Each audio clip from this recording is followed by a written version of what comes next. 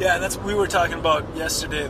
So after I did the wilderness stuff, I went and I became a high school teacher in the Bronx. I was part of the New York City Teaching Fellowship program. So basically, they give you a free master's if you teach for a couple of years in high need areas. So I was an English teacher. It's a really cool school in the Southeast Bronx for a couple of years, and just that was the most challenging and probably rewarding thing that I've ever done. And really, so it's interesting. So first I worked with mostly wealthy kids at some of these private pay wilderness programs, and then I did a lot of stuff for correctional stuff. So that was rural poor, that was a lot of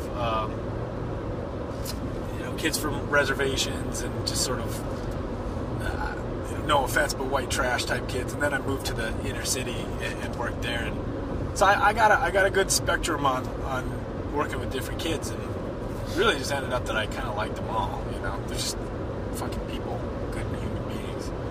But what you're saying, you can't pick where you're from, man, and you can't argue how big of a difference that makes. It's giant. It's almost everything in terms of your future, And so many people don't realize that. It's a lot of times the really fortunate ones don't realize it because they just think that everybody's got it like this, or they just think that, well, my life's hard too. Yeah. My life was only challenging in that we moved around a lot. Like my mom and my stepdad were really nice people. Got lucky, They weren't fuck-ups. They weren't assholes. They didn't beat me and torture me. You just hear such horrible, horrible stories of what parents do to their children. And you got to wonder what their parents did to them that started this whole path, this almost like unstoppable force of momentum. Yeah. But some of the things you were telling me about the poor kids that you worked with. So one of the kids that just this amazing light-filled kid, comes. I don't remember how it happened. I think he came into school one morning, and his dad had bashed his skull in with a baseball bat. Just I think he got drunk and got angry and just beat the fuck out of him. And I remember that morning feeling just so hopeless and just like, nothing I could do to protect this kid. Like, I could be the best teacher, I could be the best role model and friend to this guy that I ever could be, but every night he has to go back into this just unimaginable, horrible place, And it's insidious. There's a lot of weird ways it comes out to it. This another student of mine, a girl, her mom would basically tell her that she was always sick. There's a name for this. There's like a condition I don't remember, but where a parent needs their kids to be around so much for their own well-being somehow. They turn them into a hypochondriac? Yeah. Have you heard of this? No. Yeah, there's a name for it. I can't remember it right now, but weird shit, man. Just weird stuff. And I think there's so many people that are working so hard to do good things for people in harder circumstances, and it's like an overwhelming force. It's so hard. But here's the thing: I've seen it. Like I've seen a bunch of those kids that I taught, and so I taught in a school where I was their only teacher. It's kind of almost like a kindergarten model for high school, right? And all the learning was based on projects they did, and they had internships, so they didn't go from math to English to science and all that. We just worked one-on-one, and they tried, kind of worked on everything at all times. And so, they were my students for 2 entire years, and the amount of time we spent together was just really intense, and we got very close. I'm losing my train of thought. But yeah, so there's a lot of people trying to do good things, but it is that home life or that cultural pull trajectory. I don't know. I don't know how to combat it. Well, one of those programs like the one that you were involved in might be one of the only ways to do it. Yeah. Or a program like that. Something that's going to give them individualized attention and let them know, hey, there might be a light at the end of this tunnel. There might be a way out of this. Yeah. Like, there's nice people out there like Dan Doty that are going to help you out, and he recognizes that there's people out there that need help. But they're filled with that shit every day too, man. You know, they're told that by and you know, it is interesting because I was born in North Dakota. I'm about as white as you could ever be, and my students who act, so I mean, just for facts, so like the school I worked at, the Bronx, completely segregated and was completely black and Latino, with, you know, Mexican and Dominican and Puerto Rican and black, and not a single white kid in the entire school. Like, it's just not that way. And so there's immediately this odd dynamic for me to go and teach in a location like that there is a racial dynamic present, no matter what. Like, my kids would tease me about how white I was all the time, and you know, it was great. And we got past any racial barriers, or at least most racial barriers. You know, we were able just to see each other as human beings and work together that way. But so there is a lot of, they get what you just said. They get a lot of people telling them that all the time, that there's a light at the end of the tunnel. There's options. You know, you can take a hold of this life. But that's just words sometimes to kids. Yeah. Just lip service, you know? Yeah. And they hear that before, like, you got to get good grades, or you got to go to college to get a good job. They hear all these things that don't seem to resonate. No, because it's disconnected from the experience of life, right? So Right. I can go in there and say that, and I went to college, and I had a good, safe childhood in a safe place.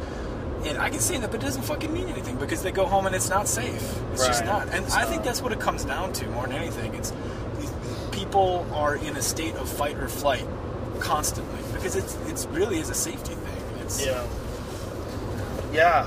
I mean, it's like, remember when Ranello was talking about those deer today? He was like, the deer, a jackrabbit runs in front of the deer, and the deer leaps up like someone hit it with an electric shock. Yeah. Like, they're constantly on. They're constantly on guard. And that happens also with children. And you know, I've talked about this before. I had a feral cat, and that fucking cat was wild to the day he died. I had him when he was a baby. I got him when he was a kid, and he was only a couple months old. But it was already too late. He was fucking wild. Yeah. He was just, in his mind, everything was out to get him. Yeah, I mean, and I can't officially say this because I haven't studied it officially, but I think that there are, you know, versions, if you call it PTSD, or just stuck in the state of hypervigilance, whatever it is, it's just coming from a place that's not safe, a place that's fucked up, and to be expected to be able to overcome that without any real time or assistance or work is really unreasonable. I think it's just really not, like, you can't just decide. Right. To do, because it's your body. It's somatic, you know. It's like it's in you. It's in you. It's. I mean, maybe it's your mind, maybe it's your body, maybe it's both. But it's not like you can just say, okay, I don't want to do this anymore. It's far more deep than that. It's far more complicated than that. Yeah, it's a battleship that's moving 100 miles an hour, and you're expected to turn on a dime. Yeah. It's not gonna. There's a lot of weight, momentum behind that past. Yeah. I was talking to Michael Irvin once. I was on a flight with him, just randomly, and it was all the way to Australia, so it was a long ass time. And he and I were talking about work that he's been doing with some young kids that come from troubled houses and troubled backgrounds as well. And he was telling me that when a child is in the womb and the mother is experiencing intense stress from violence, from crime, bad neighborhoods, that kind of shit, domestic abuse, that kind of thing, that the child grows up with more of a propensity for violence. Like that violence becomes like almost in their DNA as a response to any perceived threat, whether it's real or not. And that we have to understand that these children, like, they're being wired for violence. They're wired to deal with bad neighborhoods, bad situations, crime, and it's literally a part of their genetics. Mm-hmm. It's in them. It's their DNA almost, or it is. And, you know, so the Republican, white conservative idea that people need to pull themselves up by their bootstraps, which is, the cliche, right? They need to get their shit together. My God, is it more complicated than that?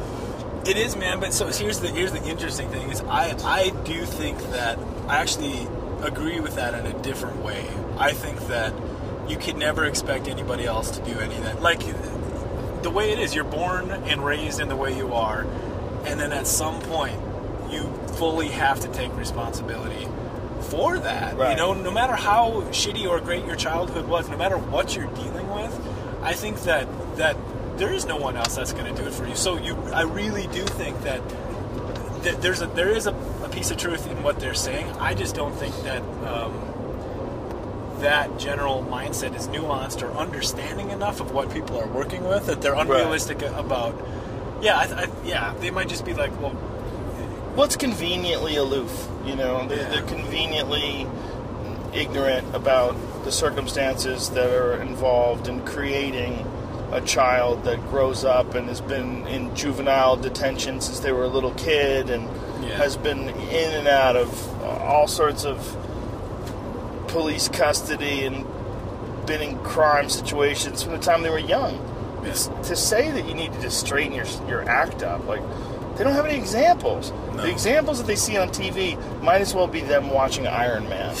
It doesn't seem real. It's not real. No, and that's an issue I have with that whole debate or political discussion, or however you want to put it, is that to me it's only they're talking about a situation and never is the actual conversation being had. You know, conversation between people who it actually affects is rarely brought out, and it's just a bunch of people looking at things from the outside and commenting and talking about it, not actually digging into it. And it just doesn't serve anybody.